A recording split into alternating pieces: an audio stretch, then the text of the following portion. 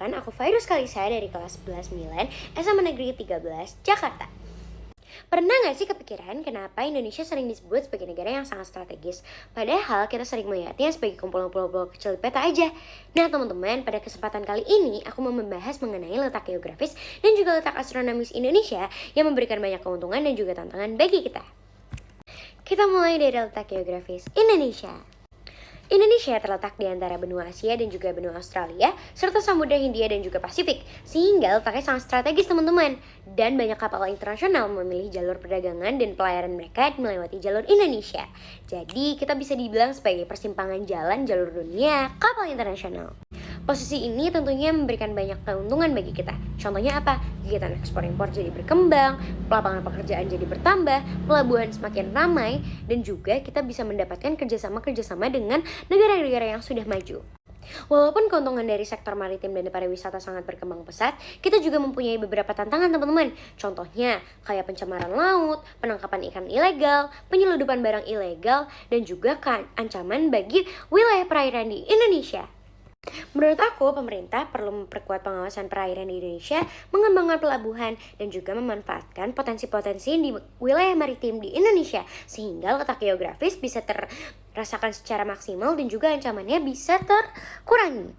Selanjutnya kita bahas letak astronomis Indonesia.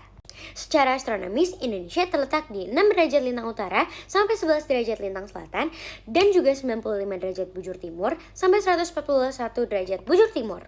Sebab itu, Indonesia berada di wilayah tropis yang membuat kita mendapatkan matahari sepanjang tahun dan memiliki dua musim, yaitu musim hujan dan musim kemarau. Nah, selain itu, kita mempunyai banyak aneka ragaman hayati yang beragam. Sayangnya, perubahan iklim di Indonesia ini bisa menjadi tantangan bagi kita semua teman-teman.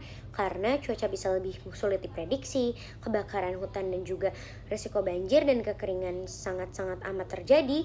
Lalu juga banyak berbagai penyakit yang bisa muncul dan juga disebarkan. Dan yang terakhir, bisa terjadinya gagal panen bagi para petani.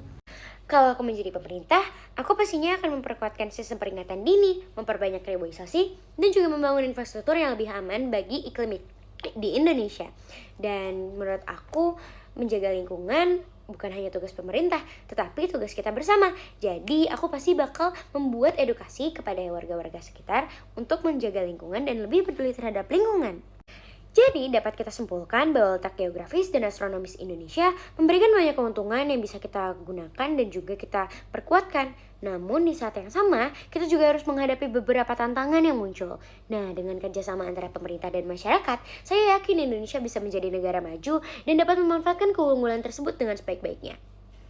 Nah teman-teman, sampai situ aja nih pembahasan aku mengenai letak geografis Indonesia dan juga letak astronomis Indonesia yang bisa memberikan kita banyak keuntungan dan juga tantangan di saat yang bersamaan.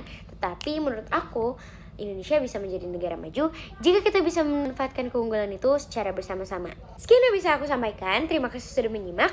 Wassalamualaikum warahmatullahi wabarakatuh. Dadah!